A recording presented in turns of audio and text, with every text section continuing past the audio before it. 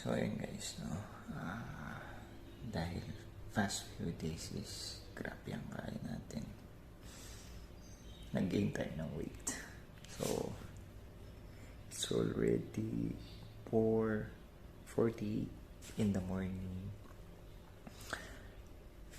Prepare tayo. Takbo ng konti para medyo matunaw-tunawan na tayo ng konti, no? Mga around 5 kilometers lang or 10 kung kaya hanggang Panabo Seawall. So pakita ko sa inyo kung ano ang Seawall at sunrise pag morning. Okay, let's go. Let's go.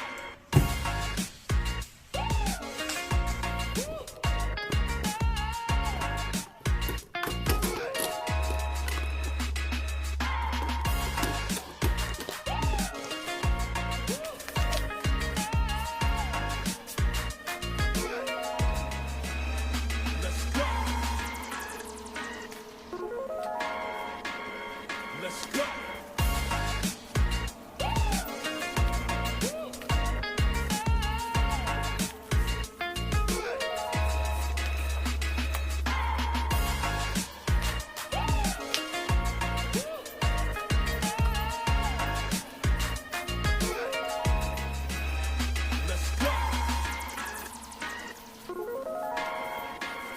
Let's go.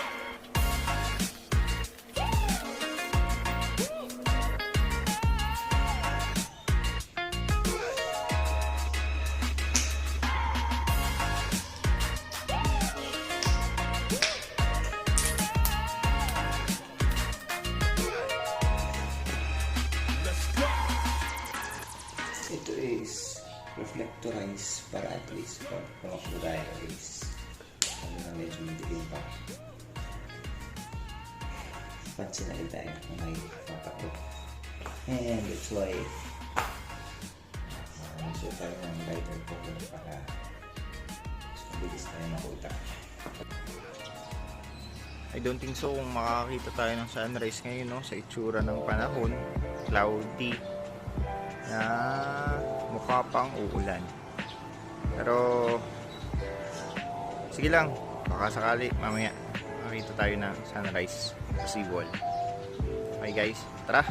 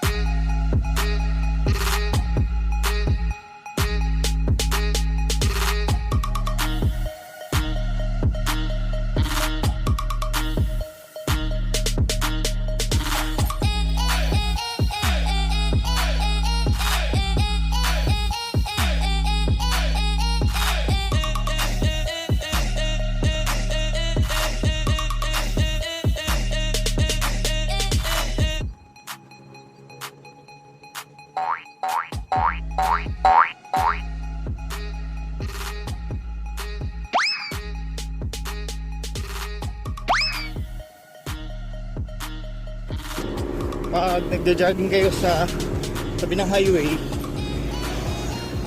para mas madali kayong pansin sa mga motorista,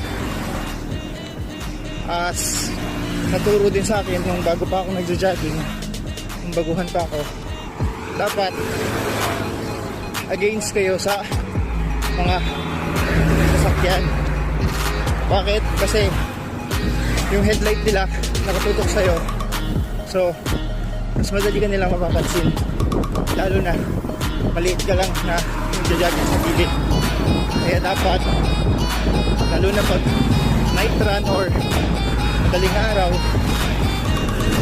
meron kayo dapat mga ilaw like blinker or any reflective na material na nilalagay. Kagaya ng ginawa ko nila, nagsuot ako ng sa ankle ko ng ganito. Yan. Ayun lang guys, no?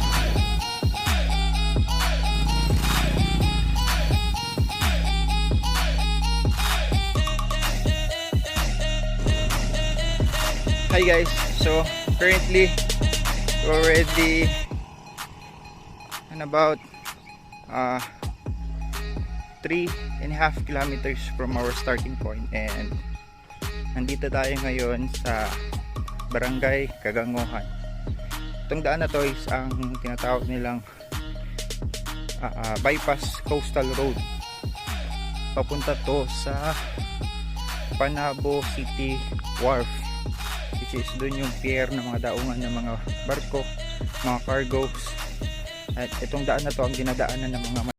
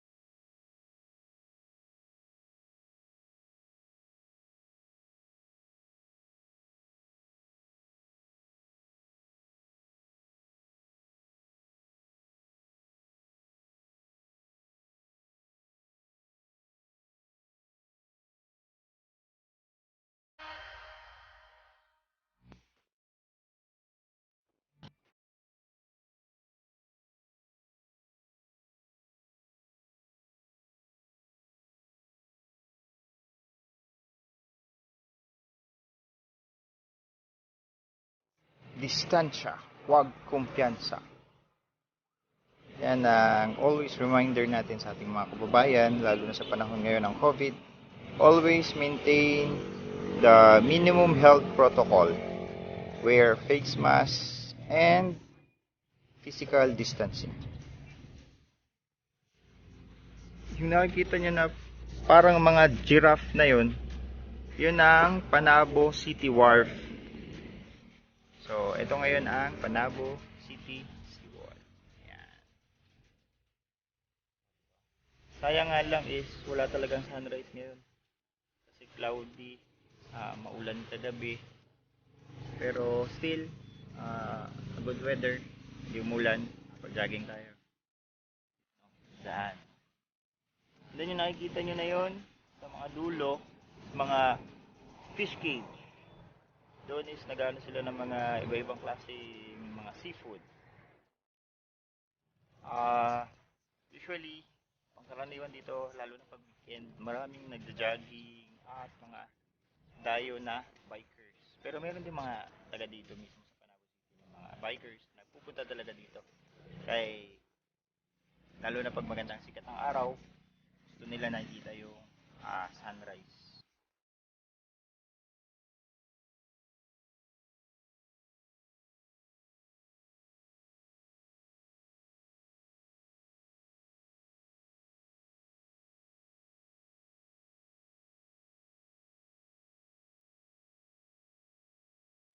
Kumain muna tayo guys bago umuwi.